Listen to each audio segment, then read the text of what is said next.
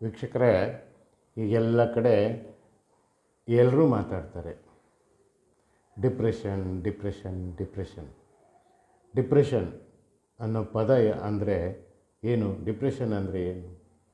Deep impression. Deep impression ಯಾವುದೇ ಒಂದು ವಿಚಾರ ನಮ್ಮ ಮನಸ್ಸಲ್ಲಿ ಪದೇ ಪದೇ ನಾವು ಅದನ್ನು ಆಲೋಚನೆ ಮಾಡ್ತಾ ಅದಕ್ಕೆ ಸೊಲ್ಯೂಷನ್ ಹುಡುಕದೇ ಇದ್ದಾಗ ನಮ್ಮಲ್ಲದ ಡಿಪ್ರೆಷನ್ ಆಗಿ ಪರಿವರ್ತನೆ ಆಗುತ್ತೆ.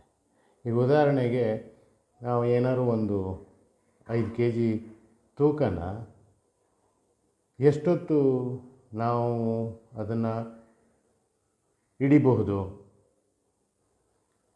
5 ನಿಮಿಷ, 10 ನಿಮಿಷ, 15 ನಿಮಿಷ. ಮತ್ತೆ ಬಲವಂತ ಮಾಡಿದರೆ ಇನ್ನೊಂದು 5-10 ನಿಮಿಷ. ಆಮೇಲೆ ಏನಾಗುತ್ತೆ?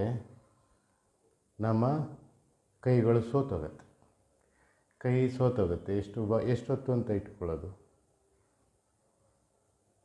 ಅದು ಉದಾಹರಣೆಯಾಗಿ ನಾನು ನಿಮಗೆ ಕೊಟ್ಟೆ. ಹಾಗೆ ನಮ್ಮ ವಿಚಾರಗಳಷ್ಟೇ. ತಲೆಯಲ್ಲಿ ಯಾವಾಗಲೂ ಒಂದೇ ವಿಷಯನ ನಾವು ತಲೆಯಲ್ಲಿ ಈಗಾಯಿತು ಅಂತ ನಾವು ಆಲೋಚನೆ ಮಾಡ್ತಾಯಿದ್ರೆ ಅದು ನಮ್ಮ ಮನಸ್ಸಿನ ಮೇಲೆ ಡೀಪ್ ಇಂಪ್ರೆಷನ್ ಆಗಿ ಪರಿವರ್ತನೆ ಆಗುತ್ತೆ. ಅದನ್ನು ನಾವು ಡಿಪ್ರೆಷನ್ ಅಂತ ಕರಿತೀವಿ. ಅದರಿಂದ ಹೊರಗೆ ಬರೋದು ಹೇಗೆ? ಮನಸ್ಸು ದೇಹನ ಒಂದು ಮಾಡೋದು ಹೇಗೆ? ಮನಸ್ಸು ದೇಹನ ಒಂದು ಮಾಡೋದಕ್ಕೆ ನಮ್ಮಲ್ಲಿ ಸುಲಭವಾದ ಪರಿಹಾರ ಏನಂದರೆ, ನಿಮಗೆ ಮೆಂತೆಕಾಳು, ಅದೇ ಈ ಟೇಪು ಬೇಕು.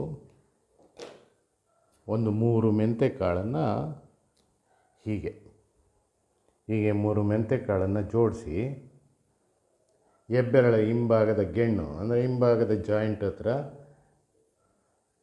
ನೀವು ಹೀಗೆ ಹಾಕ್ಬೋದು.